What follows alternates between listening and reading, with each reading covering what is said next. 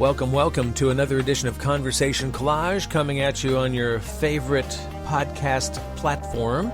Ken Joannesen here. We come to you from Wenatchee, Washington, the apple capital of the world and the buckle of the power belt of the great Northwest. We talk with interesting people. We talk about the things they're interested in. We try and keep it light and friendly, and if you're not careful, you just might learn something when this is all done. We're going to do something a little different this time. We're going to have a two-part interview. The first part this time, the second part in our next podcast. And we're going to talk with a very interesting person who has had a lifetime full of challenges, but who has managed to, if you will, survive and thrive in spite of them. Michele Sullivan is her name, and she was born with a rare form of dwarfism and has spent her life looking up. As a matter of fact, that's the title of her book, Looking Up, How a Different Perspective Turns Obstacles into Advantages. She is the first female president of the Caterpillar Foundation. She has worked for Caterpillar for many years. We're talking about the construction equipment company here. And she has a really interesting story to tell. And she has a unique point of view and has used it to impact many, many lives all around the world. And we talked with Michele Sullivan about her life as the smallest woman at the largest earth-moving manufacturer in the world and her strategies for overcoming life's obstacles, how she has been looking up. Michele Sullivan. Let's get right to it. Right. Michele, how tall are you? 4 feet. 4 feet. On a good day.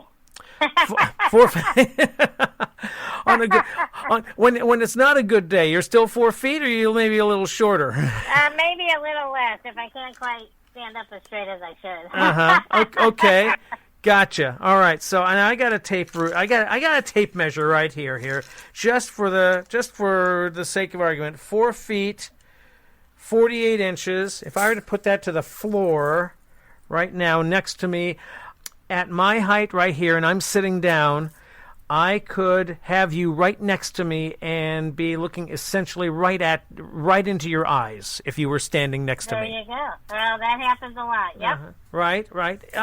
Exactly. When did you realize that you were, it was a rare form of dwarfism? Were your parents dwarfs too?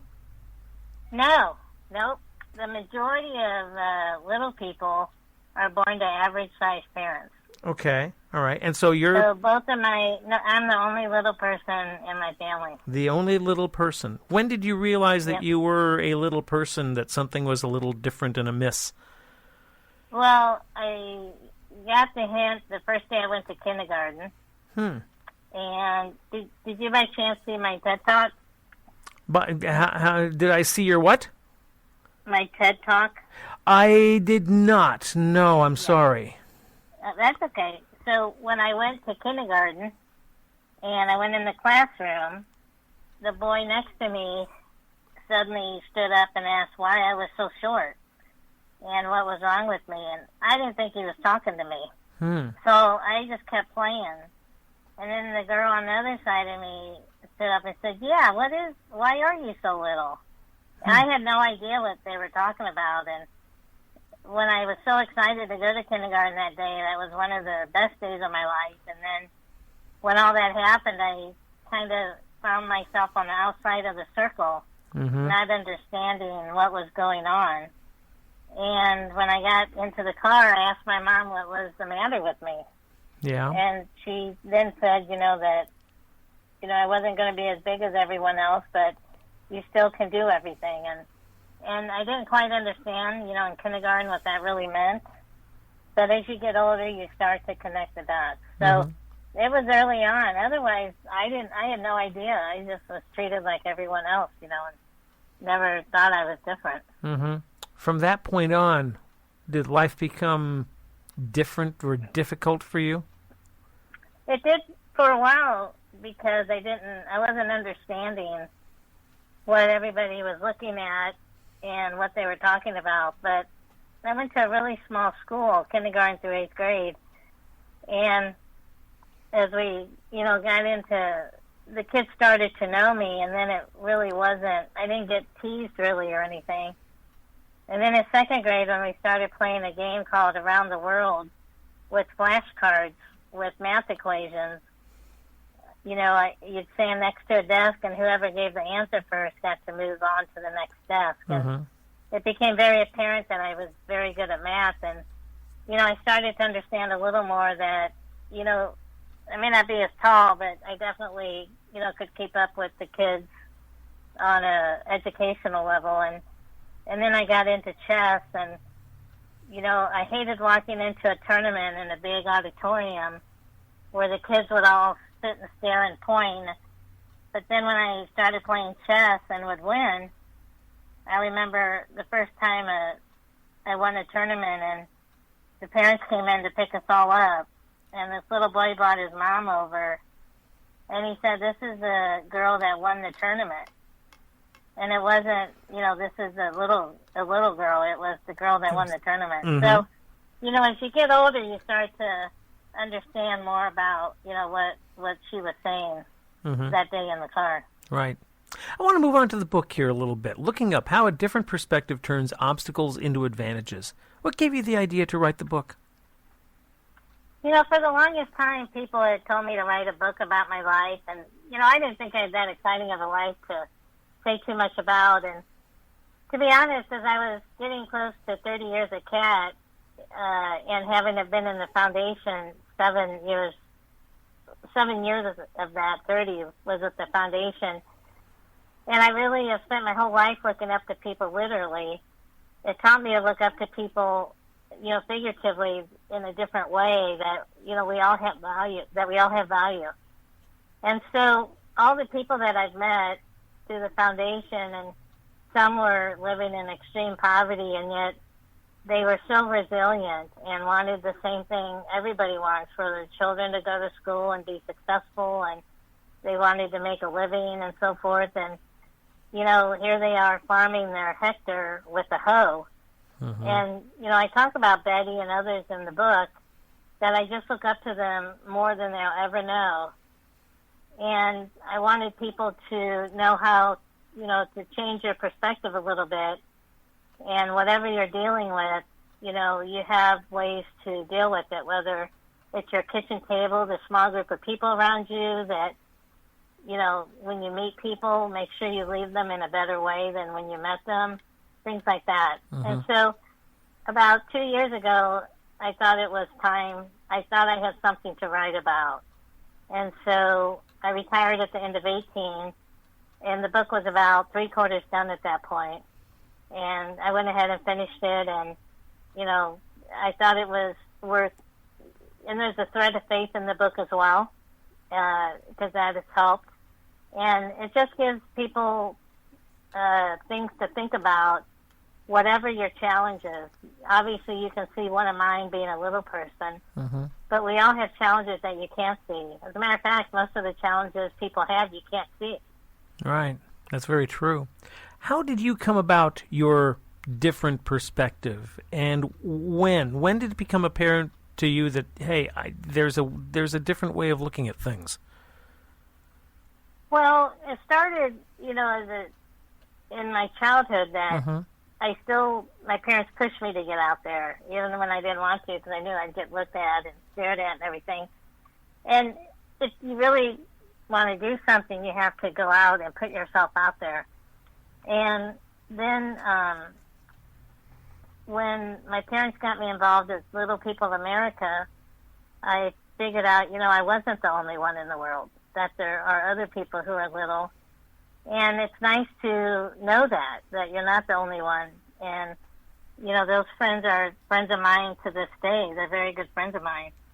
And then also, when you think about how to really add to your perspective, when I was starting going to Johns Hopkins at 13 for my orthopedic surgeries, Johns Hopkins is a research hospital, and many people come there as a last resort. And I never had any idea what could happen to the human body, diseases and so forth, until I went there. And these were people's last resort. And I was only there for my hip problems. And it really made you think about you really don't have a problem. It's something you have to deal with, but it could be a lot worse. Uh-huh.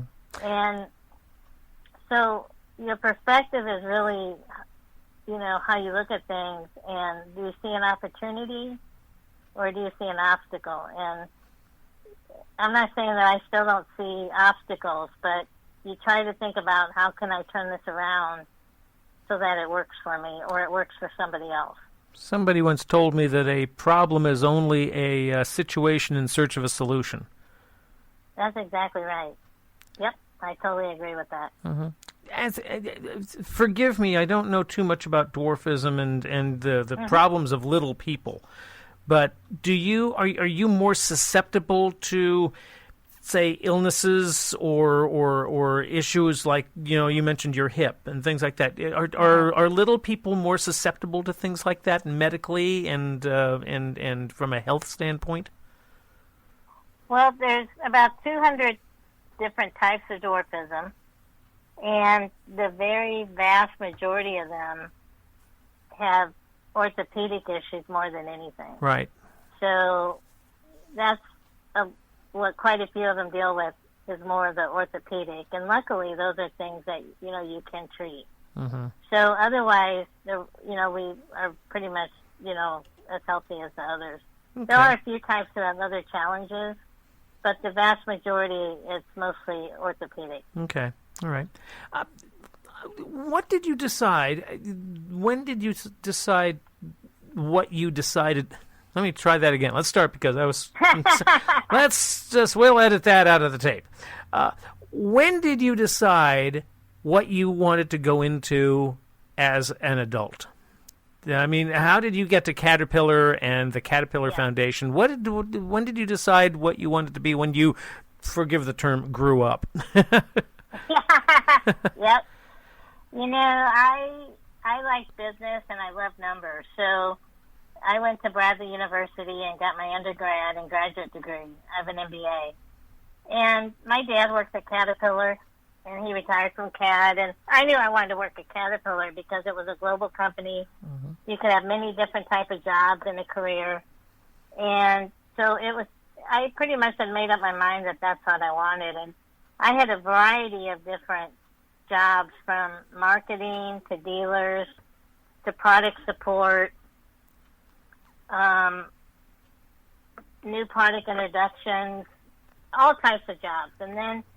But I kept going down to the first floor and visiting the people in the foundation. I've always wanted to be involved in the foundation because it brought together my two passions, Caterpillar and the not-for-profit world, because I pretty much have helped in the not-for-profit world since I was a teenager. But the job never came open.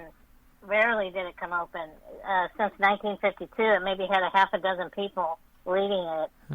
And so in 2011, 23 years into my career, the job came open. I thought I had missed my window, to be honest. And I went in with the strategy of all the things that I would do with it, using the facilities and the branding and all that. And I got the job. The CEO picks the job. It's a very visible job.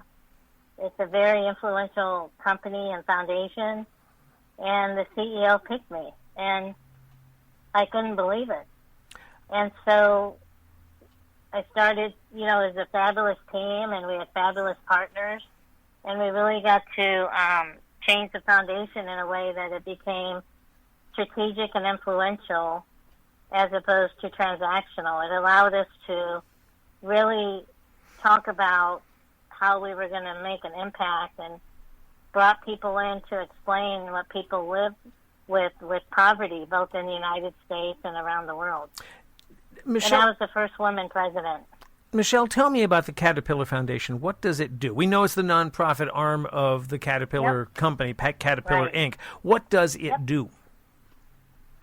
So it invests in communities around the world where we have facilities for the most part.